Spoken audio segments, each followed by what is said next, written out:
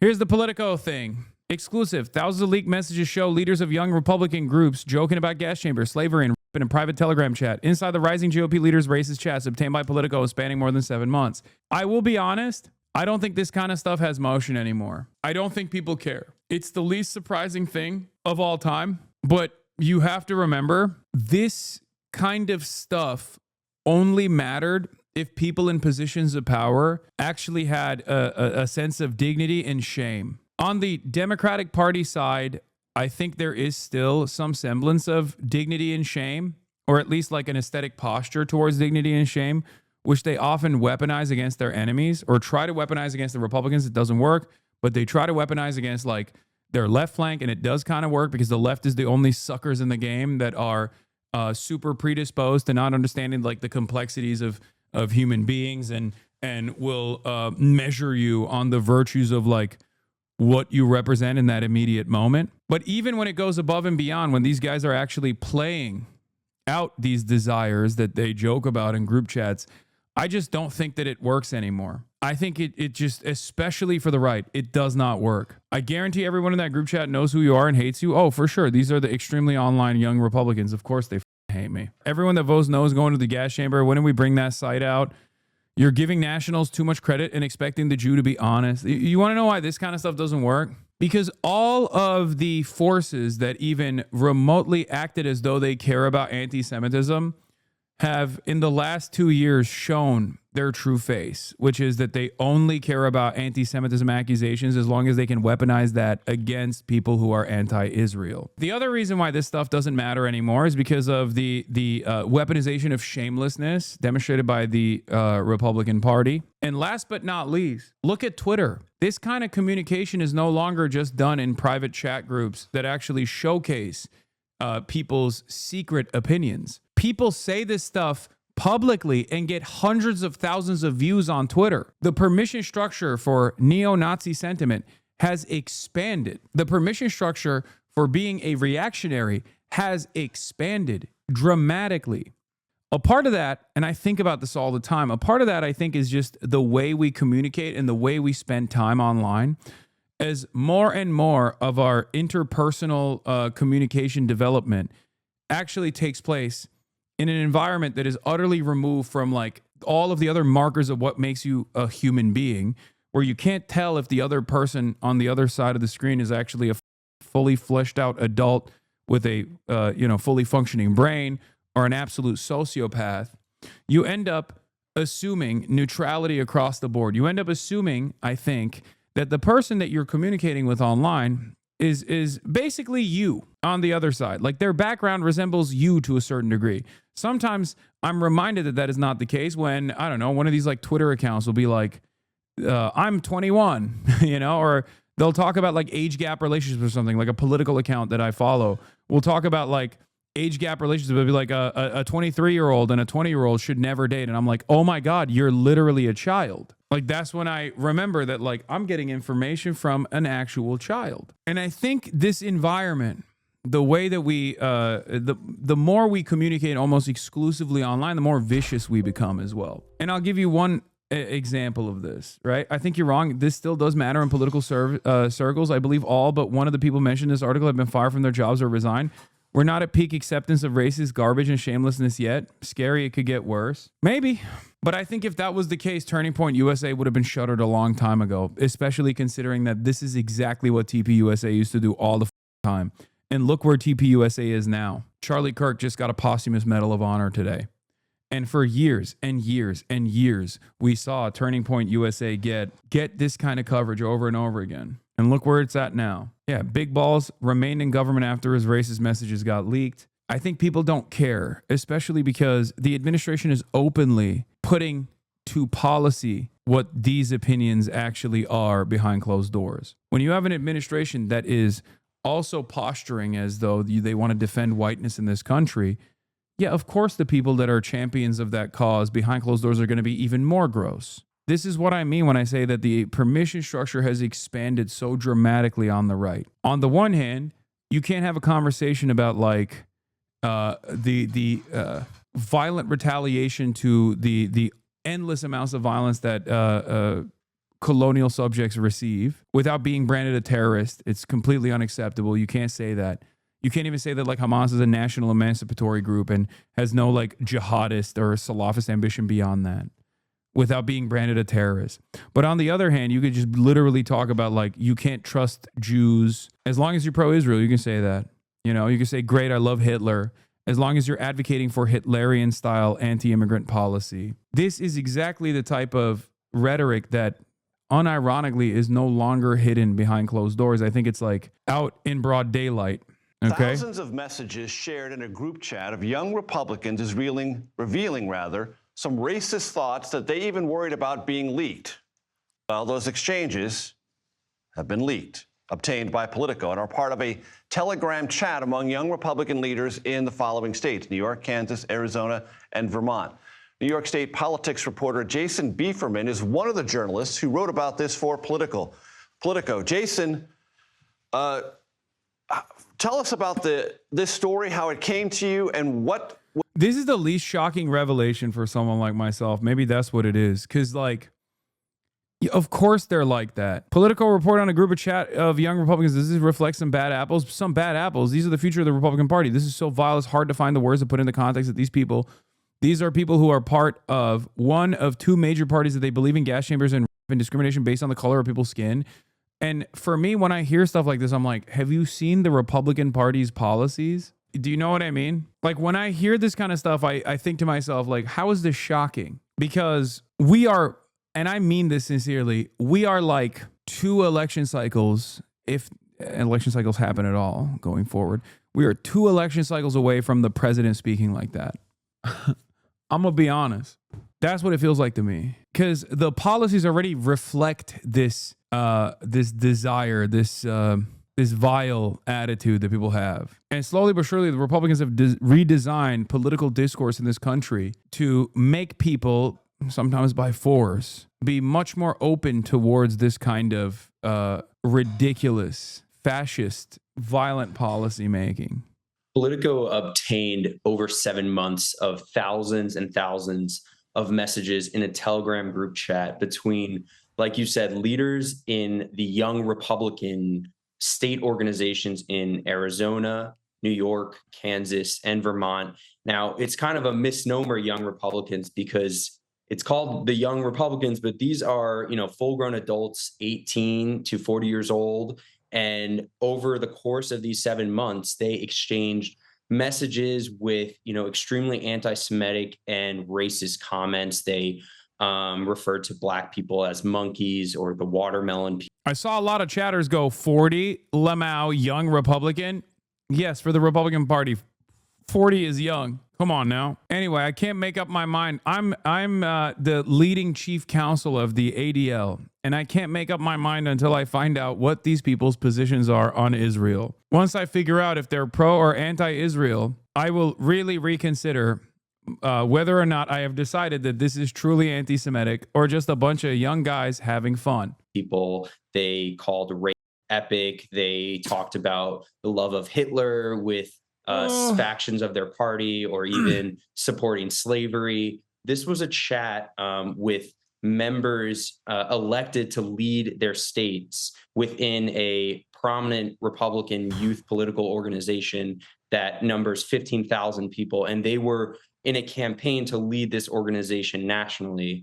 My colleague and I, my colleague Emily No, we really looked into this and wanted to see, why are they speaking like that to each other? And does this have anything to do with kind of the way that the norms of our political discourse have been changing? Yeah, ADL thought watermelon people referred to Palestinians, so they were like, this is actually A-okay. Because remember, I have heard, like, that's the new meta. I've heard that from like bot accounts that refer to the pro-Palestinian crowd as watermelon people.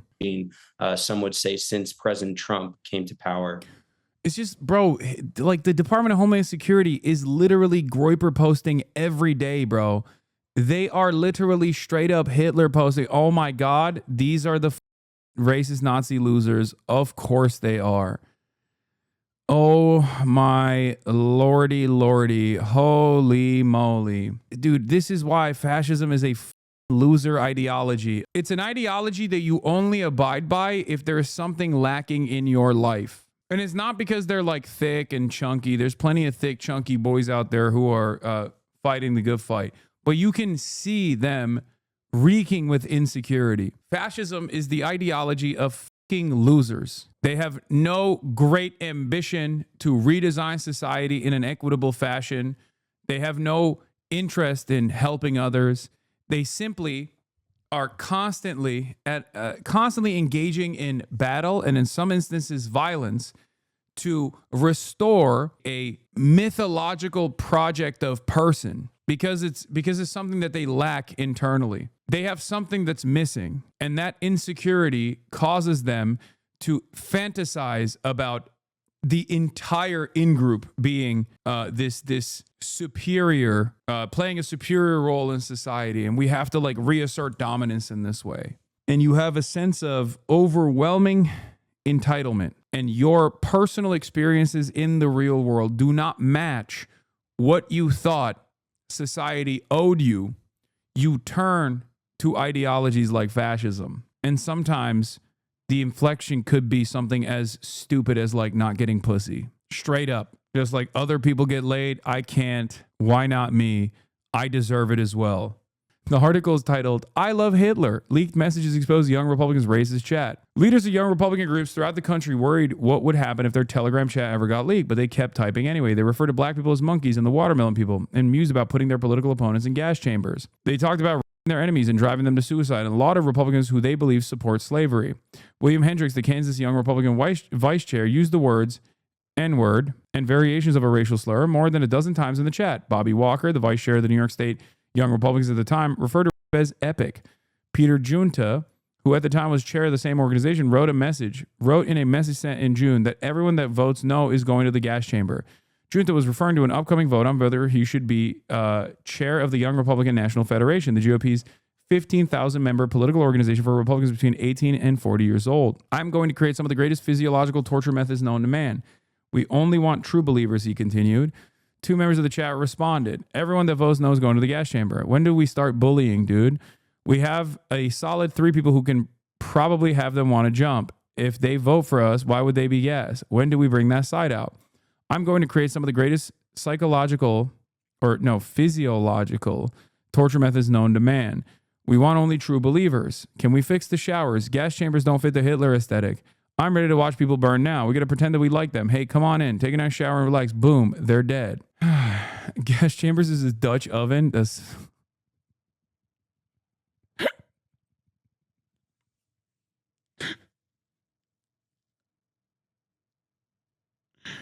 He's gonna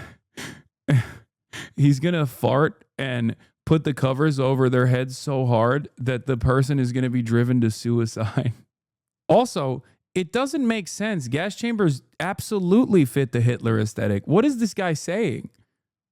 Not to be that guy, but like, is that just like, is he also like denying the Holocaust while demanding more of it? Because it kind of feels like it, where he's literally, he goes, can we fix the showers? As in like, you know, it's like a common Holocaust denial, while simultaneously, guess he wrote that. Next sentence reveals the statement.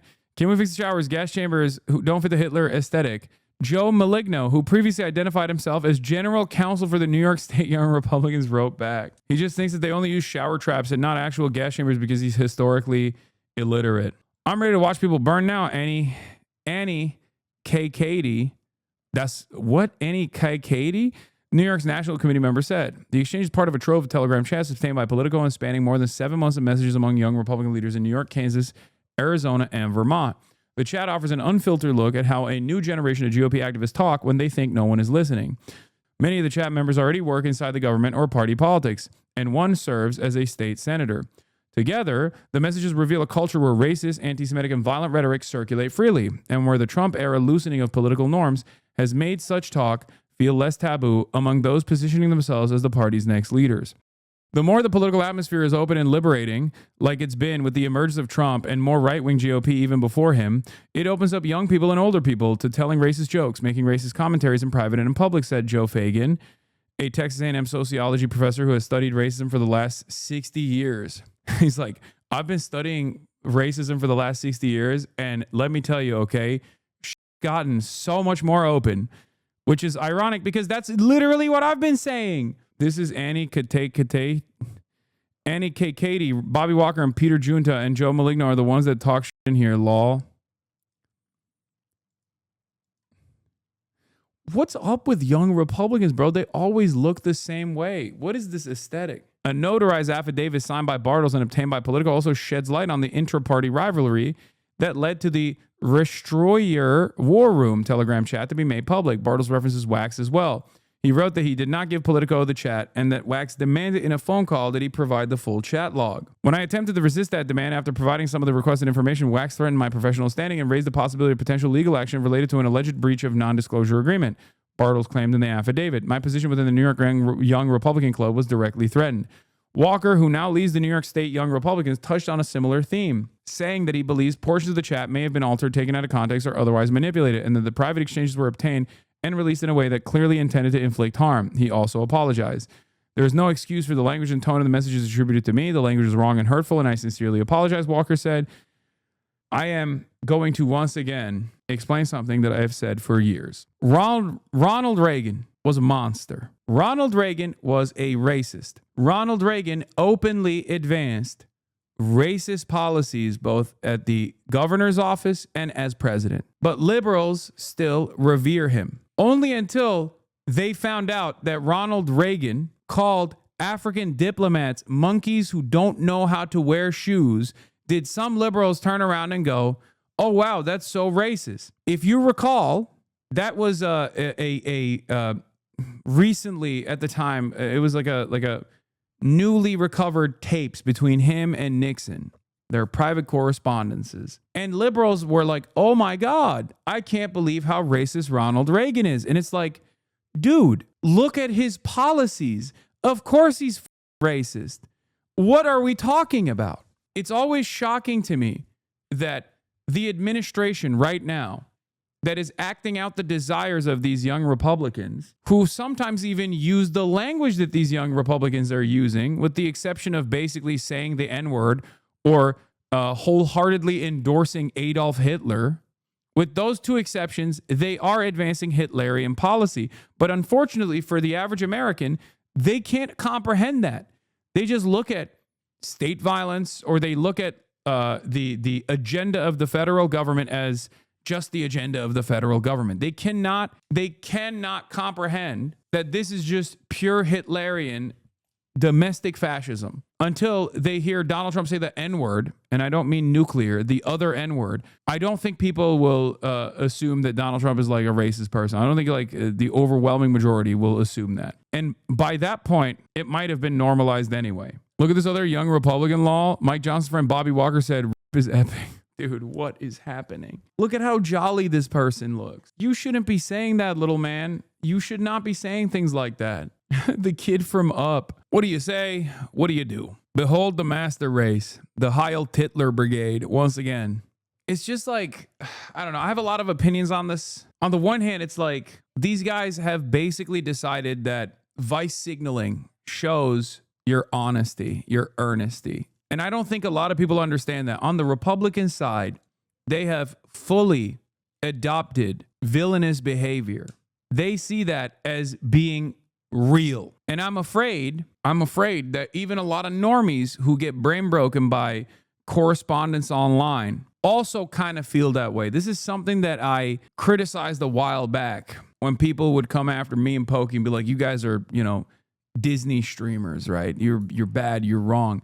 And I think a part of that was because people on the other hand who present themselves as bad dudes or advocate for awful or make edgy jokes, those people were seen as honest. Those are content creators that were being real. Because on the internet, it's very difficult to figure out if the person that is on the other side of the screen is being a real one, right? So most people assume that any sort of graciousness, any sort of open-mindedness, it immediately means you're being fake, you're being phony, you're just fake nice, you're fake nice, you're fake nice. You couldn't possibly be real nice. And it's really interesting because no matter how evil someone is on the internet, no matter how evil they present themselves on the internet, in the real world, they would never in a million years behave that way. That's the difference, that we are much more mean to one another. We're much meaner to one another on the internet as opposed to in the real world, because there are so many other factors in the real world that come into play when you can actually hurt someone, both physically or mentally, when you can watch their anguish. All of a sudden, when you're not anonymous, the way that you approach people changes dramatically. You become an infinitely kinder person. The real world has real world consequences. Mixed into formal conversation about whipping votes, social media strategy, and logistics, the members of the chat slung around an array of slurs, which Politico is republishing to show how they spoke. Epithets like the F slur, R-worded, and the N-word, soft A, appeared more than 251 times combined. In one instance, Walker, who at the time was a staffer for ORT, talked about how a mutual friend of some in the chat dated this very obese Indian woman for a period of time. Ginta responded that the woman was not Indian. She just didn't bathe often. Samuel Douglas, a state senator from northern Vermont, the head of state's Young Republicans, replied to Ginta.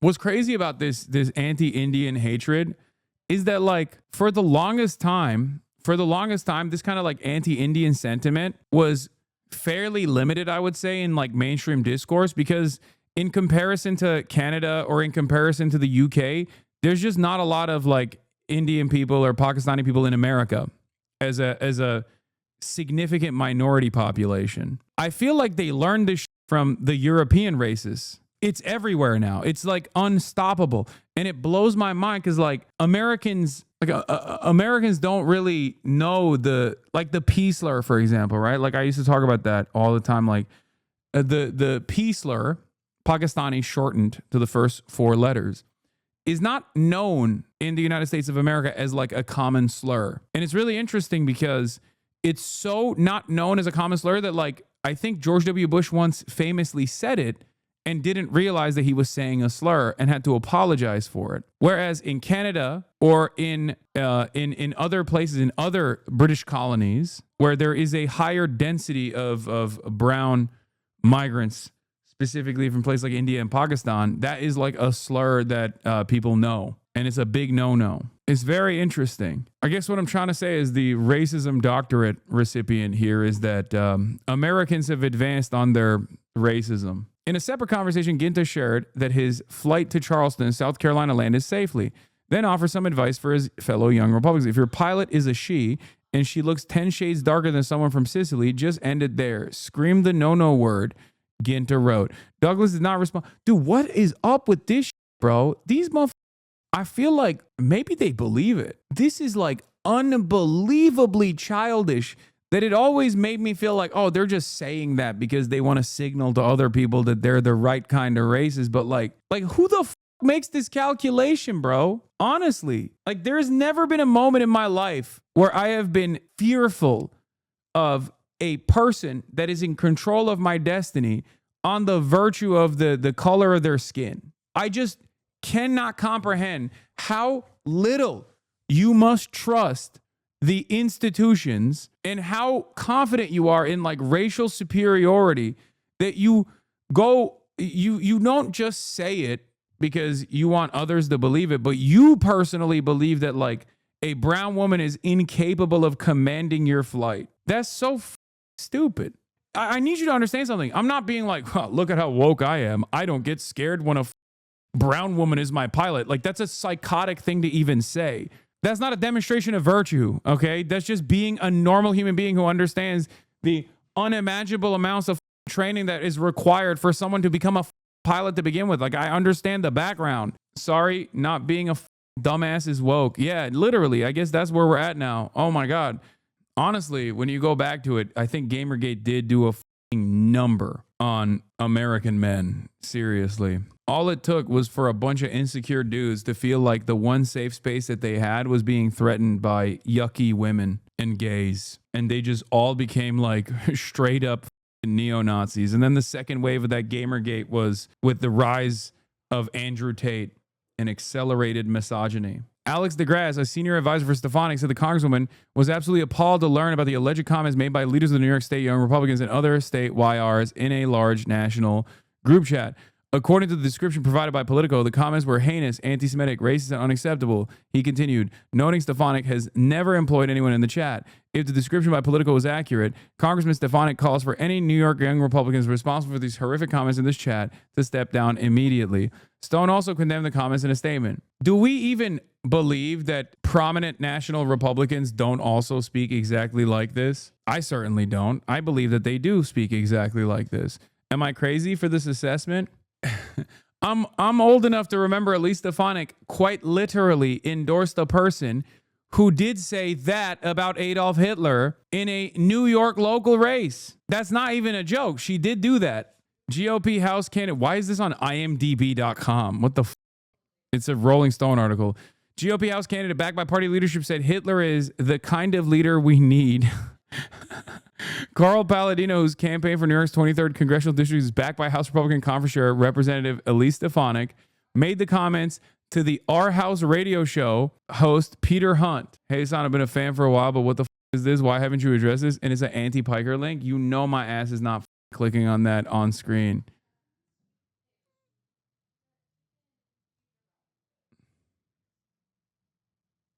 Yeah, bro said that on radio, dude.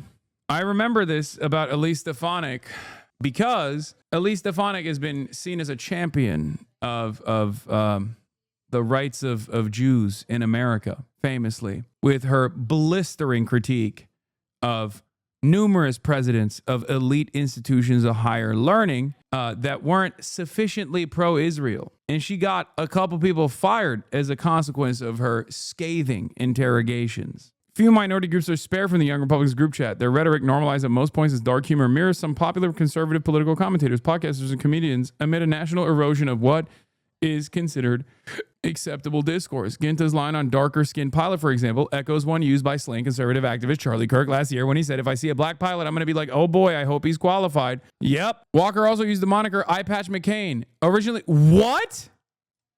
No, that's unacceptable. If I catch these motherfuckers yelling at what I said back in the day about who they are referring to as Eye Patch McCain, Dan Crenshaw, I'm going to lose it. Because these dudes are so cynical.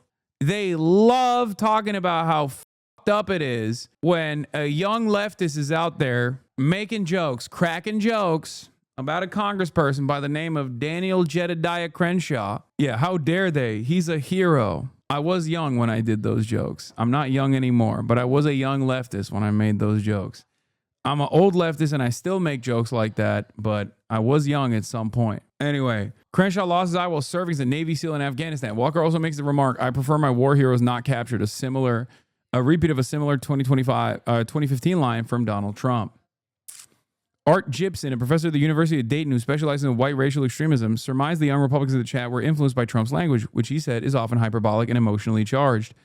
Trump's persistent use of hostile, often inflammatory language that normalizes aggressive discourse in conservative circles can be incredibly influential in young operatives who are still trying to figure out what is that political discourse, Gibson said. White supremacist symbols. Gibson reviewed multiple excerpts of the Young Republicans chat provided by Politico. One was a late July message where Moseman, the chair of the Arizona Young Republicans, mused about how the group could win support for their preferred candidate by linking an opponent to white supremacist groups. But Moseman then realized the plan could backfire. Kansas Young Republicans could end up becoming attracted to that opponent. Oh my God. Come on, dude. Come on. Bro, that's like, what more do you need to say? That's it. That's the heart of the story. The base likes it. That's it.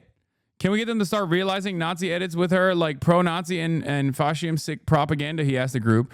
OMG, I love this plan. Rachel Hope responded. The only problem is we will lose the Kansas delegation, Moseman said. Hope and the two Kansas Young Republicans in the chat reacted with a laughing face to the message. Hope did not respond to requests for comment. In another conversation in February, Ginta talks approvingly about the Orange County Teenage Republican Organization in New York, which appears to be part of a network of national teenage Republicans, and how he was pleased with his young members' ideological bent. They support slavery and all that mega-based, he said. The term based in internet culture... I love the way that like boomers try to explain to other boomers what like internet commentary is, like internet language is. But it is pretty funny where they're like, they support slavery and all that shit. They're mega based. Yeah, man. That's a really good national campaign. Like, I think this is the type of shit that like even boomers would be disgusted by. You know what I mean? Like, that's crazy. We're not like in, I don't know, 1894. You know what I mean? Like, this is not like this is stuff that's been well established in American history at this point. Ed Cox, the chair of the New York State GOP, also condemned the remarks made in the chat. I was shocked and disgusted to learn about these reports and comments made by a small group of young Republicans. Dude, this is how all young Republicans are. They are so unimaginably groped up. Ironically enough, Charlie Kirk was trying to pack this up to the best of his fucking ability before his untimely demise. But we already know this is exactly what young Republicans look like, because the ones that work for the Ron DeSantis team couldn't stop themselves from placing the Black Sun logo behind Ron DeSantis edits. Most young Republicans at this stage identify by these vices. They find this to be cool and based. Like they want to restore some kind of like full-blown fascist movement. Mosman was derided by members of the chat as a B word and the S word. Stay in the closet F word. Walker of New York also jested in July, though he is the group's main target for the same epithet. The group used slurs against Asians too. My people built the train tracks with the Chinese, Walker says at one point, referring to his Italian ancestors. Let his people go, Maligno responds. Keep the C words, though. In another instance, Mosman tells the group that the Spanish came to America and had sex with every single woman. Sex is gay, Dwyer writes. Sex, it was. Mosman replies. Epic, Walker says.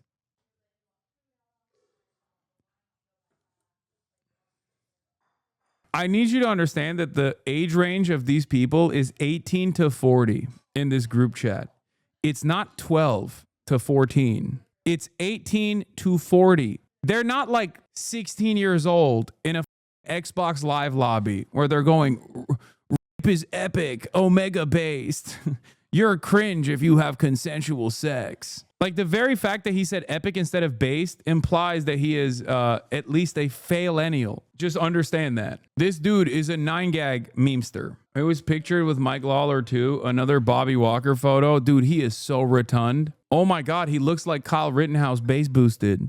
I just realized all of these young Republicans turn into Kyle Rittenhouse. Matt Walsh coming to defend this as edgy. Virginia Attorney General candidate fantasized about murdering children, and no Democrat at any level call for him to resign or denounce him in any serious way. Meanwhile, a few college kids make edgy group jokes in a group chat, and conservatives are tripping over themselves to denounce it and disavow and call for firings and resignations. Absolutely pathetic. If you still playing by the rules the left sets, but doesn't even follow themselves, you're hopeless, completely hopeless. They called epic, and this proud Christian's response is to engage in whataboutism. I don't know, man. I feel a lot like this kind of only works if the opposition party goes, you know what, you're right. Yeah, it's edgy locker room talk when it's Republicans, and it's hateful terrorist rhetoric when it's the left.